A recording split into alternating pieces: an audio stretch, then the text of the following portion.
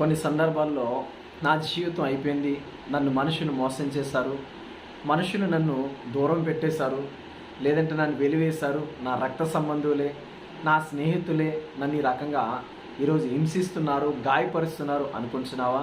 ప్రియ సహోదరి సహోదరుడా, my dear friends, మనుషులు నిన్ను గాయపరిచారు కానీ నీ దేవుడు నిన్ను గాయపరచలేదు.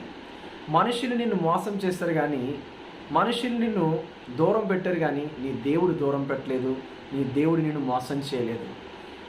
ఇప్పటికీ కూడా నీ దేవుడు నీ కొరకే ఆలోచన కలిగి ఉన్నాడు. కాబట్టి నీ దేవుడు నీ జీవితంలో మేలు చేయడానికి ఆయన అనుక్షణము సిద్ధంగా ఉన్నవాడు. నీ స్నేహితులు అనుక్షణము నిన్ను గాయపరచాలని చూస్తే నీ గాయాలను కట్టాలని చూస్తున్నాడు నీ దేవుడు. నీ స్నేహితులు నిన్ను నష్టపరచాలని చూస్తే నీ దేవుడు నిన్ను సంతోషపరచాలని చూస్తున్నాడు. ఇంకెందుకు ఆలస్యం?